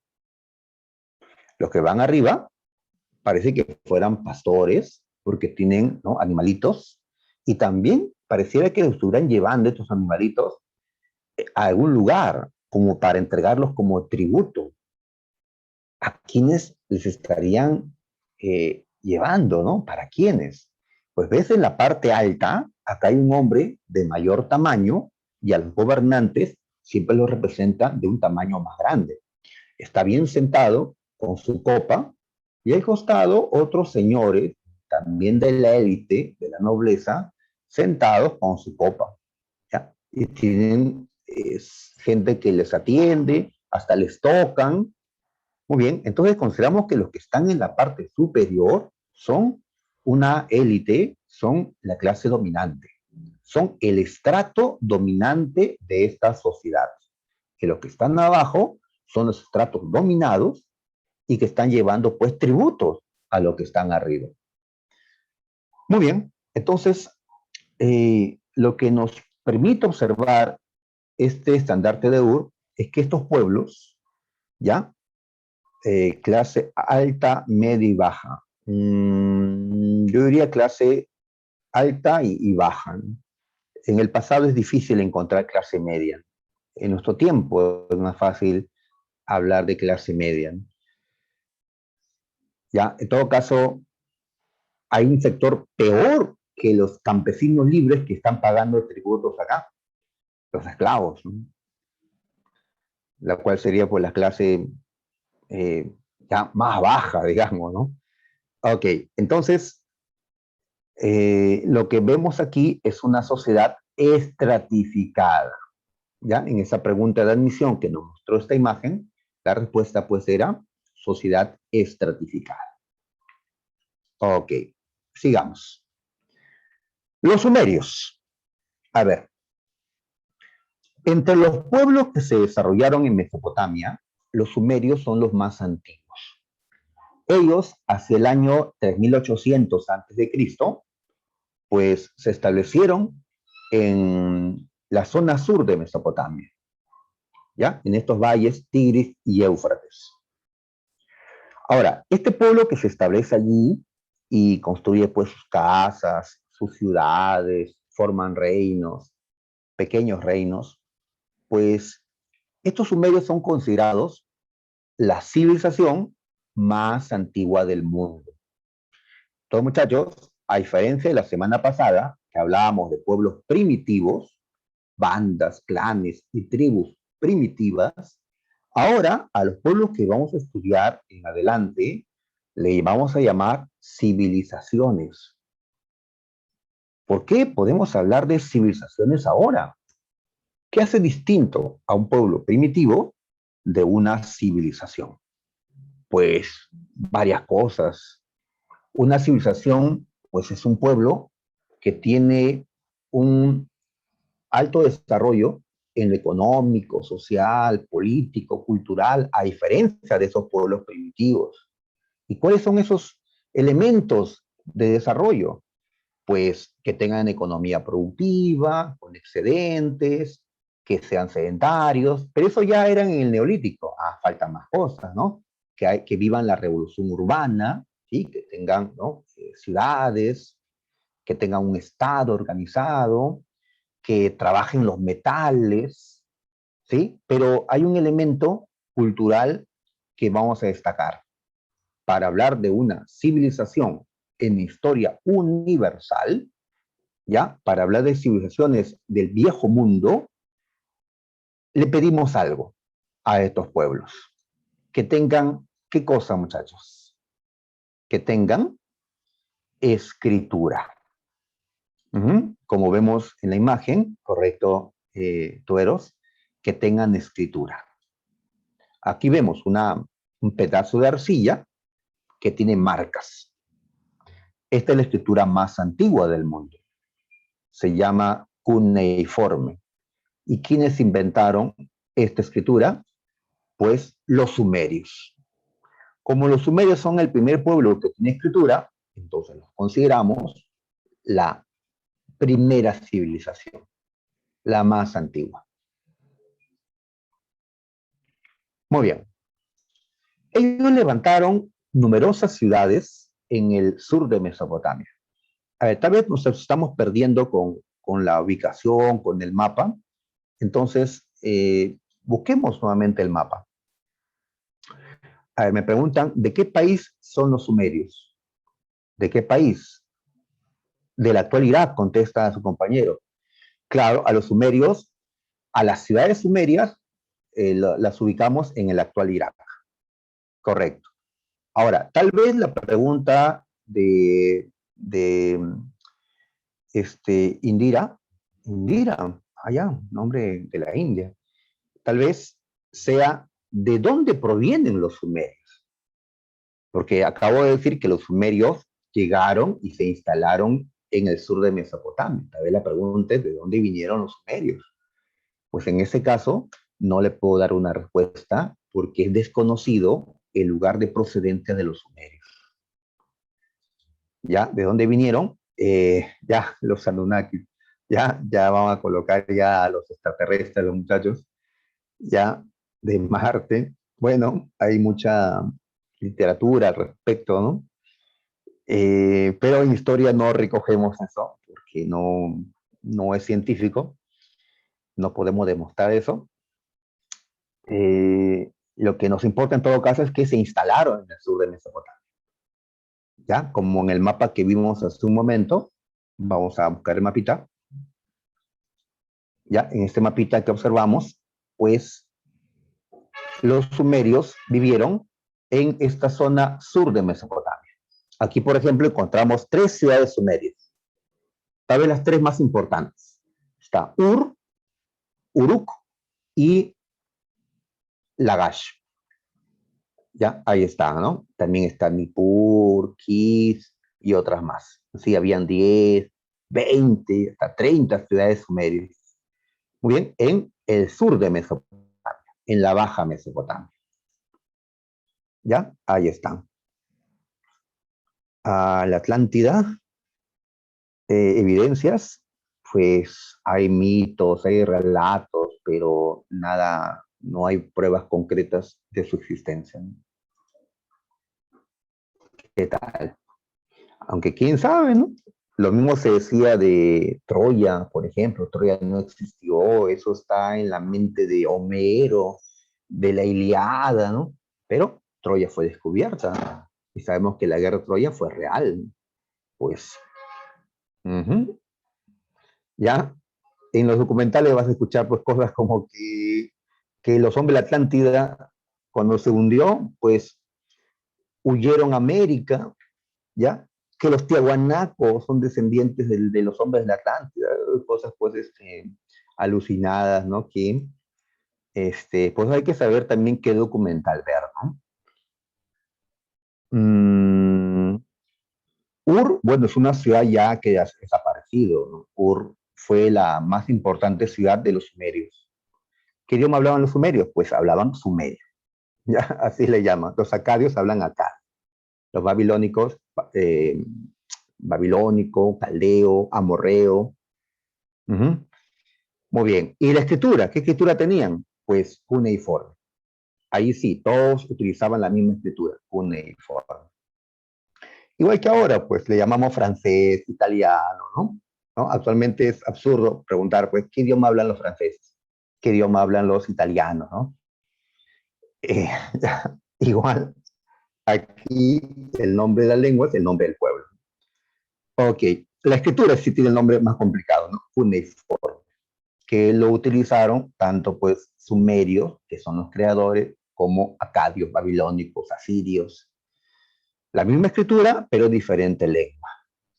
Ok, muy bien, entonces hemos visto la ubicación. Vamos a regresar donde estábamos. A ver, regresemos por aquí. Aquí estábamos. A ver, ¿puedo decir que los sumerios son partes de Mesopotamia? Claro, los sumerios son parte de la historia de Mesopotamia. A ver, compara Mesopotamia con el Perú. En el Perú no se desarrolló una sola cultura. Ya, ustedes saben que hubo muchas culturas, ¿no? Chavín, Huari, los incas, un montón de culturas. Ya, en determinada zona. Igual ocurre en Mesopotamia. Mesopotamia es un lugar donde se desarrollaron varias culturas, varias civilizaciones. Los sumerios, los acadios, los babilónicos, etc. Y cada civilización tenía sus ciudades, una más importante que la otra. Ok, muy bien. ¿Ya? Entonces los que no prestan atención dicen, Mesopotamia es el nombre de un pueblo. No, Mesopotamia no es el nombre de un pueblo, porque en Mesopotamia vivieron diversos pueblos, ¿ya? Que hablaban distintas lenguas, ¿ya? Mesopotamia es el nombre de un territorio, de una zona, de una región, donde se desarrollaron varias civilizaciones, ¿ya? Eso es lo correcto. Muy bien. Los sumerios construyeron diversas ciudades-estado.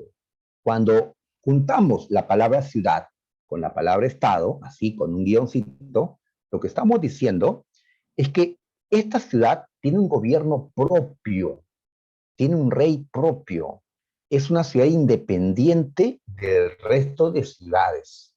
Por más que todas estas ciudades eran sumerias, ¿ya? Cada ciudad era independiente, tenía su propio gobierno, sus propias leyes, su propio ejército, su dios favorito, etc.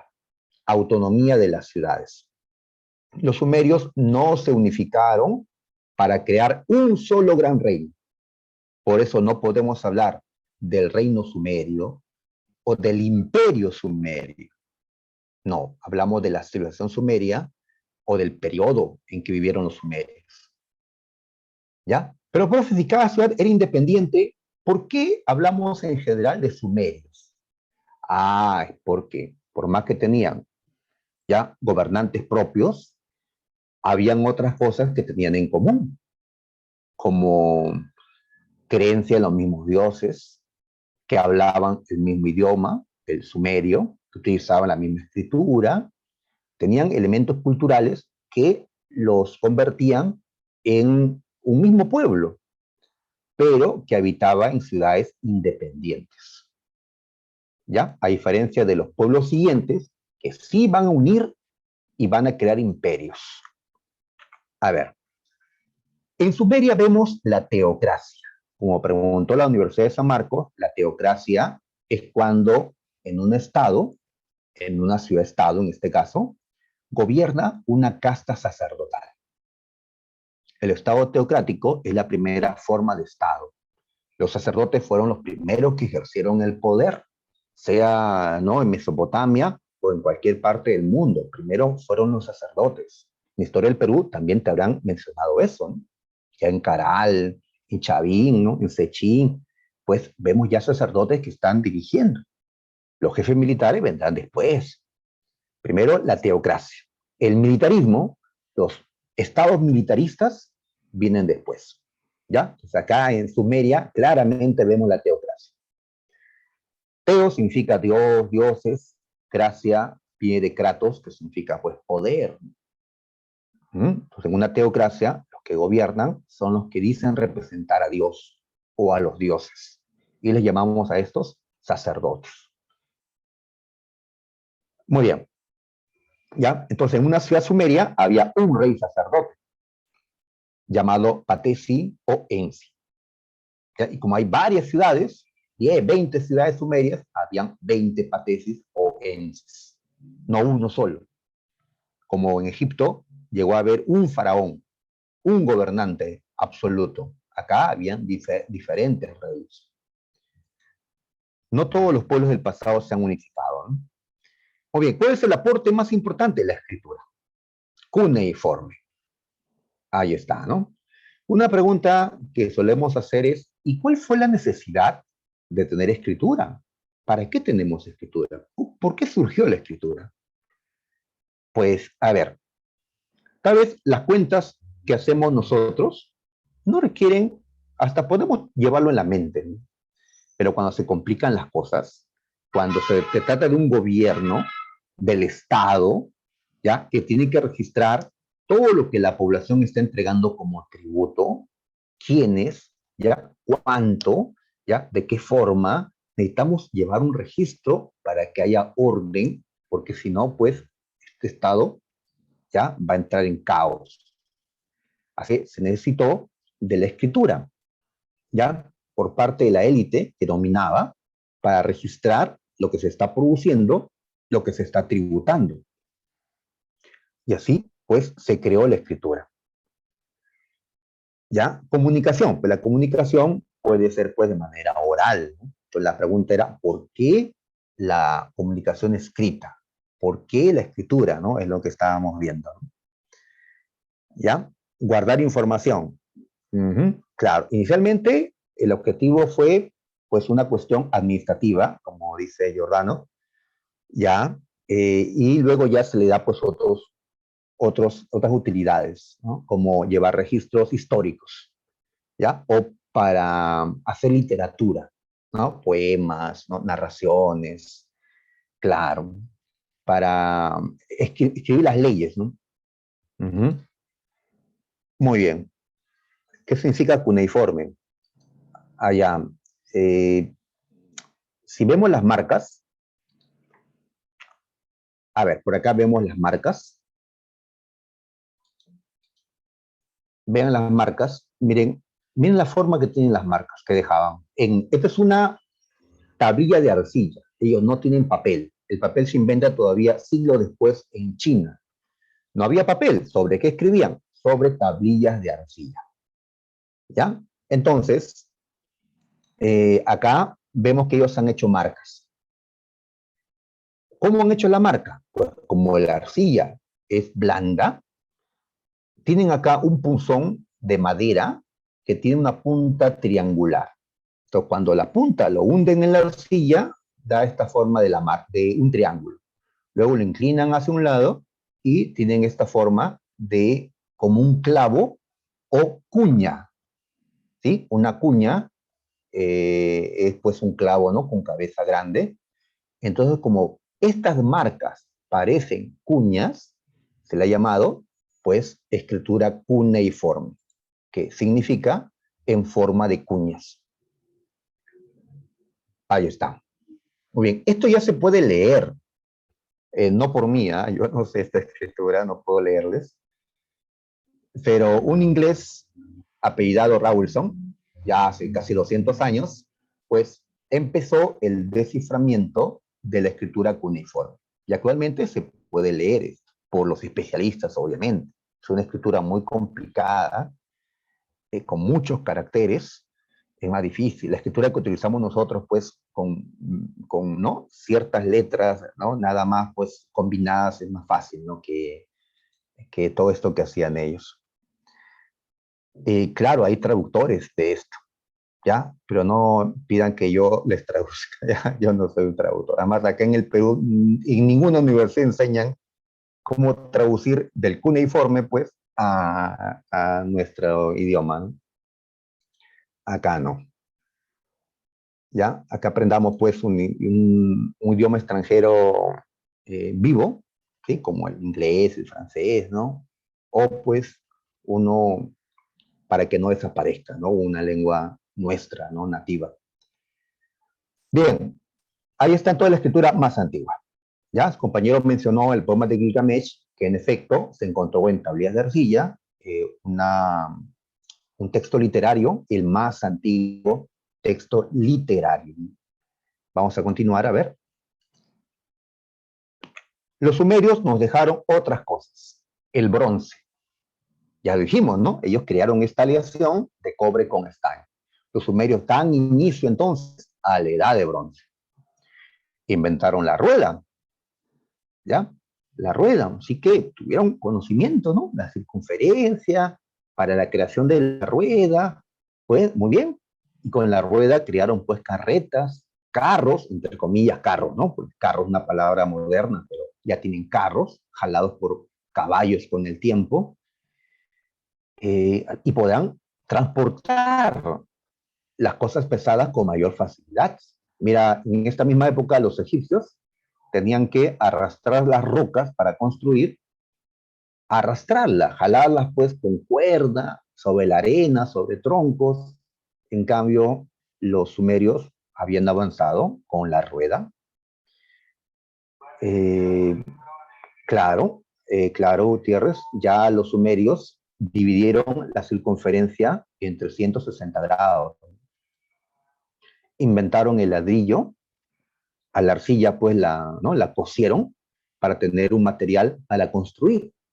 Esto también debido a que, a diferencia de Egipto, donde la roca era abundante para construir, en Mesopotamia la roca no era abundante, ¿ya? Así que tenían que usar la roca para la base, pero encima ladrillo, ladrillo.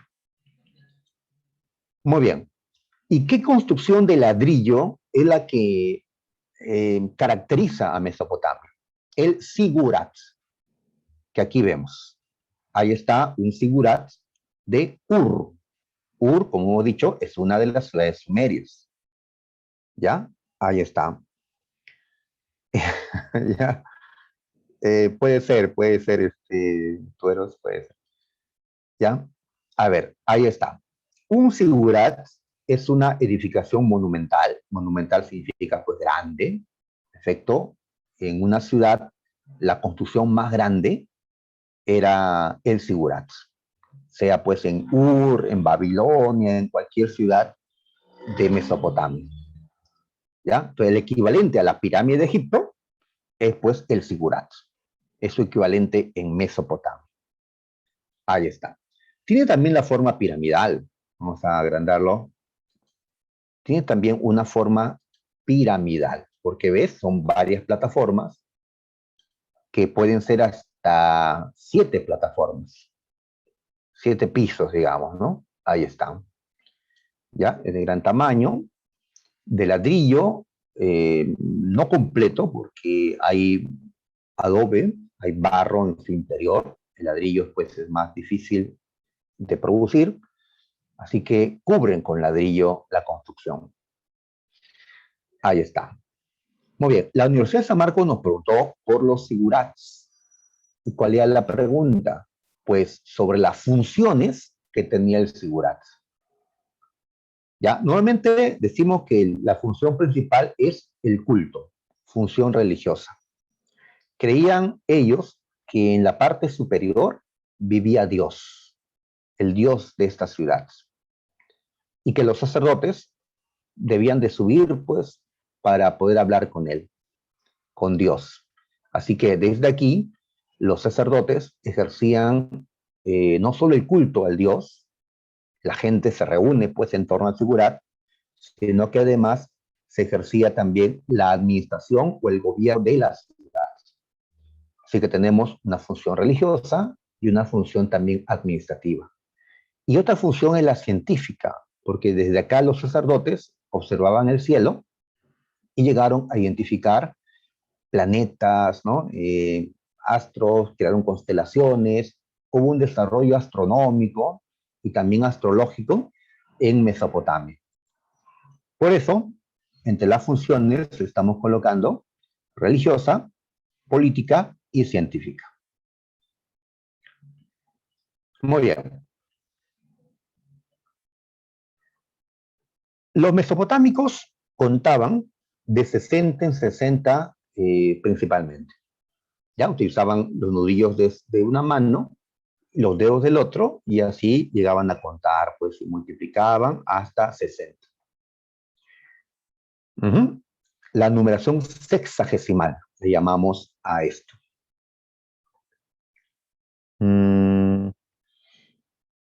Por supuesto, ¿no? A ver, la numeración sexagesimal.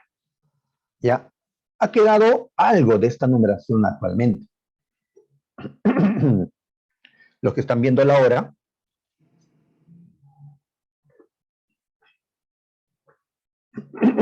perdón, encuentran pues que algo ha quedado de la numeración sexagesimal. Contamos 60 minutos para ver las horas. Y pues a los minutos lo dividimos en 60 segundos. Algo ha quedado de esa numeración. En matemática lo utilizarán también. Lo que predomina actualmente pues es la numeración decimal, que ellos también lo utilizaron. Ellos tuvieron hasta 3 formas de numeración: la sexagesimal, la decimal y la duodecimal. Pero la que predominó fue la sexagesimal. Muy bien, dividieron la circunferencia en 360 grados. En astronomía conocieron la existencia de 5 planetas, aparte de la Tierra, ¿no? Mercurio, Venus, Marte, Júpiter, Saturno. Sin tener telescopio, llegaron a conocer la existencia de varios planetas del sistema solar. Ah, pues los extraterrestres, ahí sí, los extraterrestres les enseñaron, pues. Ah, bueno, ya es lo que otros dicen. Yo creo, pues, en la capacidad, ¿no?, del hombre en poder avanzar en sus conocimientos, y creo que ellos pues desarrollaron estos conocimientos con la observación, ¿no?, del cielo Y el conocimiento se fue acumulando, pues siglos tras siglos, pasando de sacerdotes en sacerdotes. Y creo que pues ahí está, ¿no? El conocimiento astronómico tan importante que tuvo este pueblo. Esto le permitió crear un calendario, el más antiguo del mundo, aunque este calendario era de tipo lunar. El calendario que nosotros utilizamos es un calendario solar, que utiliza el año solar de 365 días. Este es un calendario pues diferente, que hasta ahora existe, pero en otras partes del mundo. En Asia, en África, hay pueblos todavía que utilizan el calendario lunar, pero en Occidente no utilizamos ese calendario. Bien, llegaron a calcular también los eclipses. Ya todo esto pues nos habla del desarrollo astronómico. A diferencia de la astronomía, que es algo científico, la astrología no es científica. Es una creencia de que podemos saber el futuro observando los astros, cómo se alinean, viendo las constelaciones que forman, relacionando pues al momento en que nacemos. Yo nací en diciembre, soy pues de signo Capricornio. Ya, entonces voy a ver mi horóscopo, ¿qué va a suceder, no? Pues esas creencias, ¿no? Son la astrología, ¿no? Que se originaron en Mesopotamia. Utilizaron más matemáticas que letras. Bueno, la matemática para lo que corresponda, ¿no? Pero necesitan también, claro, las letras. Necesitan llevar registros. A ver, acá, por ejemplo, van a utilizar pues la escritura, las letras, para la creación de la epopeya o narración épica más antigua del mundo. Mucho antes que se escriba la Ilíada, la Odisea, que son las epopeyas antiguas tal vez más famosas, se escribió el poema de Gilgamesh. ¿Ya? Este Gilgamesh es comparable pues a un Aquiles, ¿no? A un Hércules. Gilgamesh es un semidios sumerio, ¿ya? Que tuvo diferentes aventuras, luchas, aparecen los dioses en esta narración. Conocemos de este poema de Gilgamesh porque se encontraron las tablillas de arcilla que contenían pues esta narración, ¿ya? De este hombre que tras sufrir la muerte de un amigo muy cercano, pues, y al saber él que también iba a morir, porque él no era un dios, era un semidios, y por tener una naturaleza en parte humana, pues iba a morir también. Va a buscar la inmortalidad. Al final, pues no encuentra la inmortalidad, al final se muere. En esa búsqueda, en un momento se encontró con Utnapishtim. Utnapishtim fue el que sobrevivió en un arca, en un barco, sobrevivió al diluvio universal. Ya el diluvio se encuentra en este poema de Gilgamesh, ¿ya? Y la Biblia, muchachos, aún no había sido escrita. Así que por eso muchos señalan, pues, que en efecto parte de los relatos que están en la Biblia se crearon tomando, pues, relatos que se encontraban ya en otras culturas, como las de Mesopotamia, ¿no? Los sumerios pues son más antiguos que los hebreos. Los hebreos son los que aparecen pues en el Antiguo Testamento. Abraham, ¿no? Y todos los demás. Pues los sumerios son más antiguos que ellos. Ok. Aquí aparece Gilgamesh al costado. Aquí un grabado de este arca, ¿no? Entre comillas, como el de Noé, solo que aquí no está Noé, está Utnapishtim.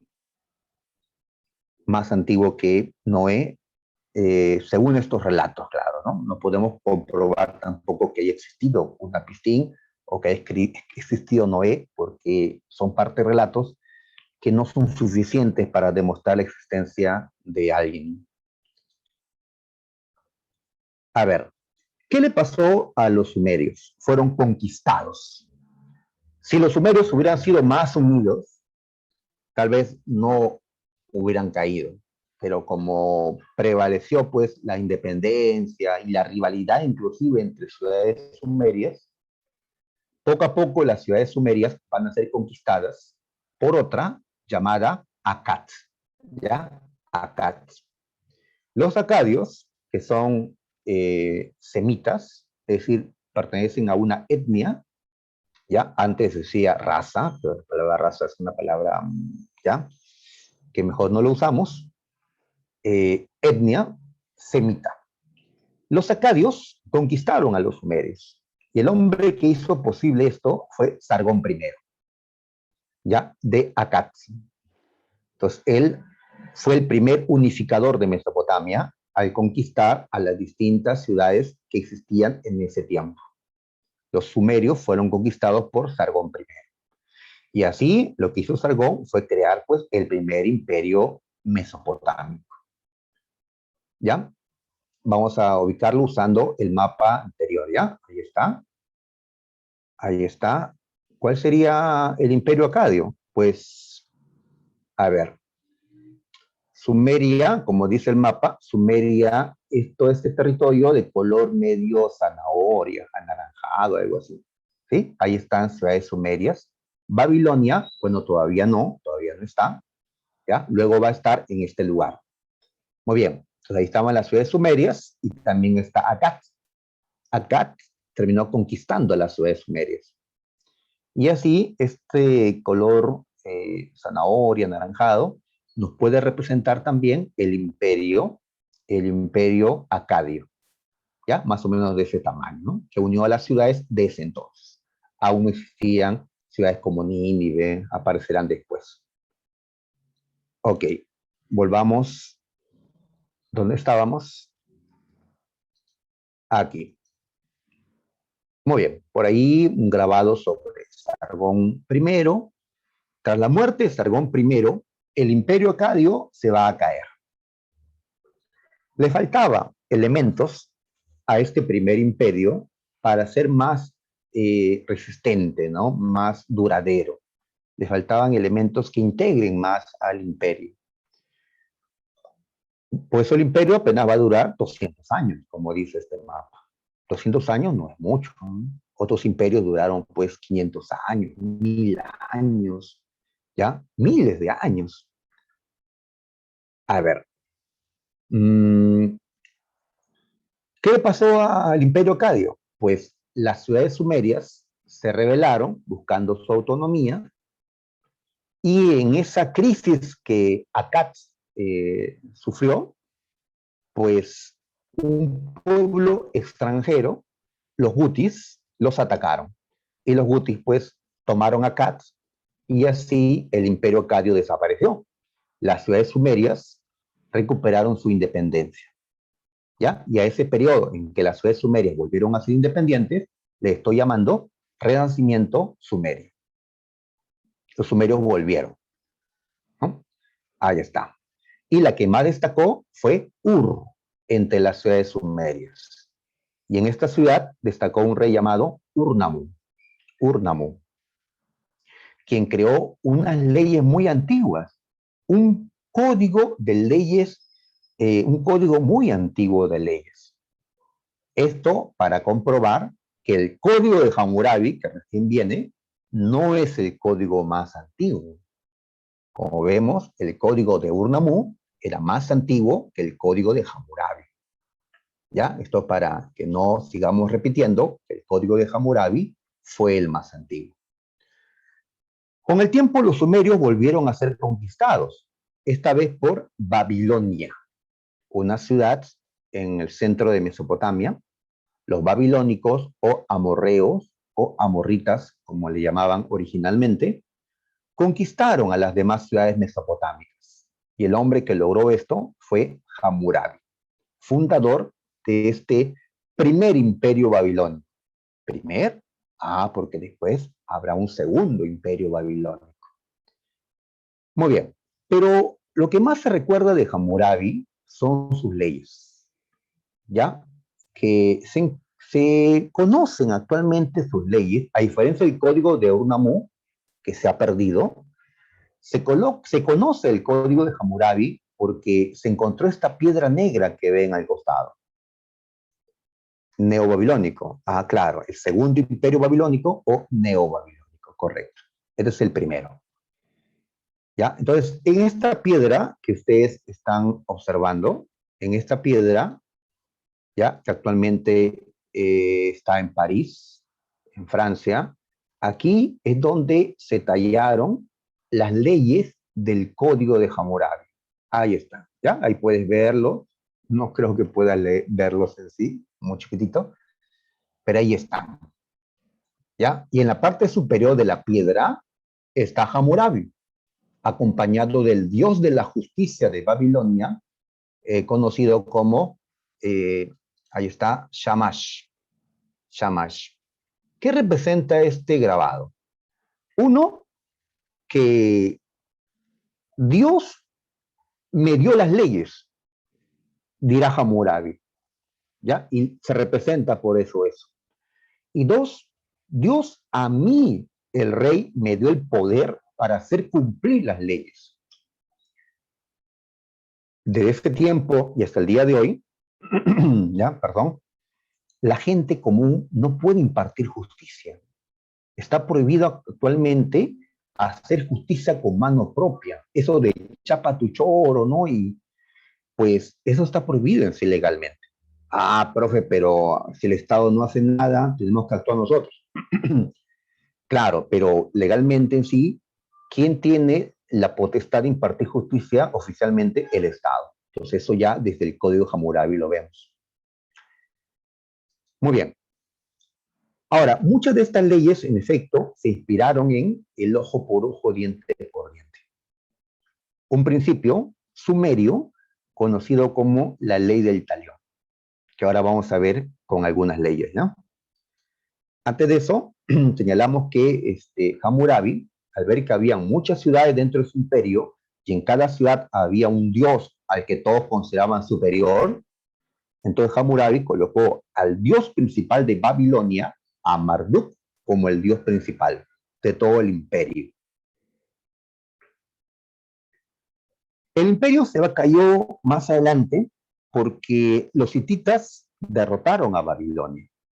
Un factor para que los hititas pensan es que estos habían dado un paso tecnológico más allá pues, que el de los babilónicos. Ellos comenzaron a trabajar el hierro. Los babilónicos estaban en la edad de bronce todavía. Aparte de los problemas internos que van a caracterizar pues siempre a la historia babilónica. Cada vez que hablamos de una unificación, sin embargo, hay siempre resistencias. Gente de dentro que no quiere la unificación, que prefiere pues nuevamente no que se parta. Igual le pasó a nuestros incas. Los españoles vinieron, un puñado de hombres que no pudieron derrotar a los incas, a menos que dentro de nuestro imperio se den rebeliones de pueblos conquistados que no quieren el imperio, ¿no? Y así se cayó el imperio incaico, ¿no? Igual se cayeron pues el imperio acadio, el imperio babilónico. Siempre primero problemas internos y luego ya se suma el ataque externo. Muy bien, los hititas saquearon Babilonia y años después los casitas se apoderaron de esta ciudad y gobernaron Babilonia varios siglos. Aquí vamos a destacar el código de Hammurabi. A ver, algunas leyes de este código, a ver, que nos importan. En esta ley 6 dice que si una persona roba el tesoro de Dios, de algún templo o del palacio, recibirá la muerte. No dice aquel que roba a otro recibirá la muerte. Dice aquel que le roba a los sacerdotes, que son los que están y que tienen, ¿no?, riquezas en el templo, o si le robas a la nobleza, ¿no?, que vive en palacio, pena de muerte. O sea que fueron leyes para proteger los intereses de la élite, fundamentalmente, ¿no? ¿Ya? De acuerdo. A ver. Ya. Retrocedo un ratito. Me están pidiendo que retroceda.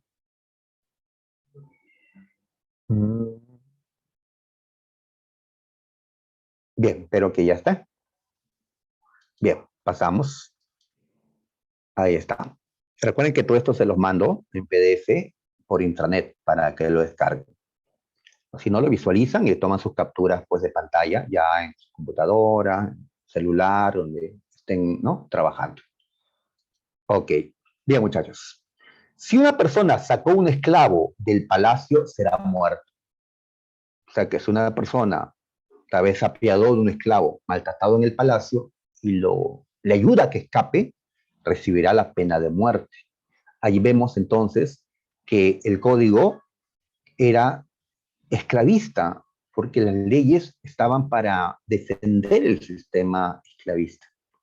A ver, hay otras leyes que castigaban a las mujeres que eran infieles o que no cuidaban como debía a sus esposos. Imagínense, chicas, en ese tiempo había pena de muerte para las esposas que no atendían, ya, que descuidaban la atención del marido, ya.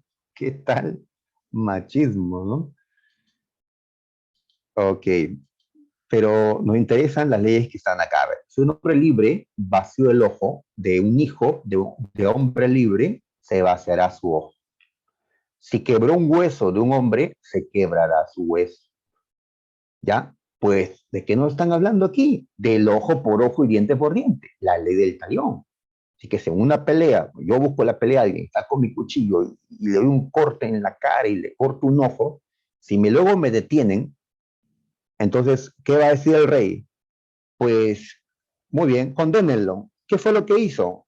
Cortó el ojo de una persona, corten el ojo. ¿Qué ojo fue el derecho? El derecho, corten. ¿Ya? Entonces, la ley del talión significa que el castigo que se aplica debe ser igual. Talión significa igual, igual. El mismo daño que cometió esta persona, ni menos ni más. Si quebró el hueso de la pierna, no sé, si le rompió pues, la pierna a una persona, tienen que romperle la pierna, no el brazo, la pierna, ¿no? Tiene que ser el castigo idéntico. Esa fue la idea de justicia del Código Hammurabi, ¿ya? Entonces, lo que tú haces se te va a hacer. Pero esto no se dio siempre, no siempre, ¿ya? No siempre. A ver, por ejemplo, en la ley siguiente dice, si un hombre,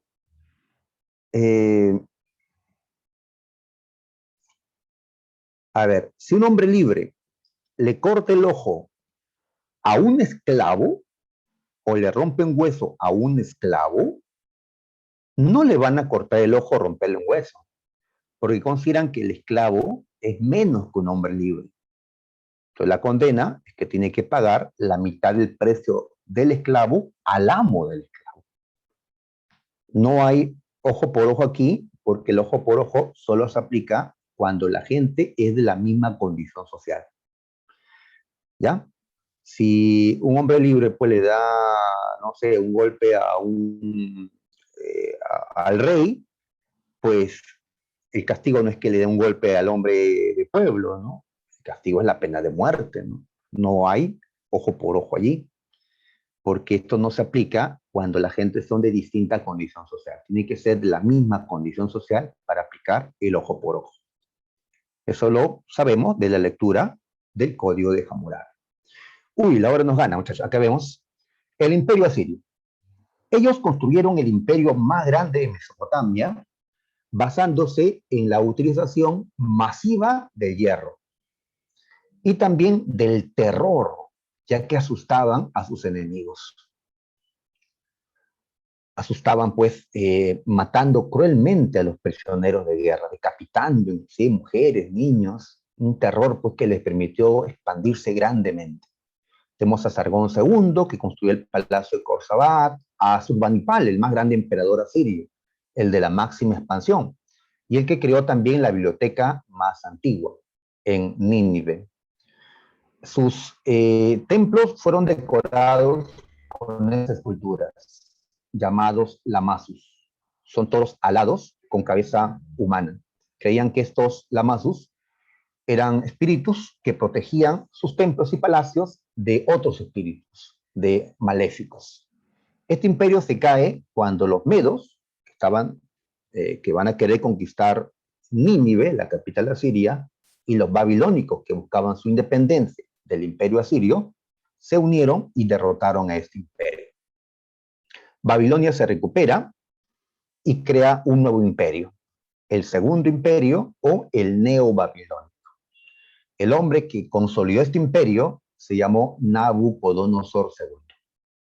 Él embelleció Babilonia con los jardines colgantes que se representa de esta manera. ¿Ya? Y también mejoró el Sigurat de Marduk, que es el templo para el dios principal de Babilonia. Hizo más alto el templo, tan alto que en la Biblia se le ha llamado a esto la Torre de Babel. Los que crearon esta historia de la Torre de Babel eran hebreos o judíos que fueron llevados a Babilonia por orden de Nabucodonosor, quien los conquistó y lo llevó desde Palestina a Babilonia. Y al estar allí y ver cómo levantaban este templo tan alto, al parecer allí se creó esta historia que está en la Biblia, la de la Torre de Babel. Finalmente, ¿qué le pasó a este imperio? Cayó conquistado por un imperio más poderoso que surgió en el actual Irán, el imperio persa, con Ciro II el Grande, que para el año 539 a.C. tomó Babilonia. Y así puso fin a la historia de esta Mesopotamia. Bien, muchachos, ya les dejo que desarrollen las preguntas de la dirigida 3, ¿ya? Y la próxima semana, al inicio, las vamos a resolver. Listo, sería todo de mi parte, muchachos. Nos vemos la próxima.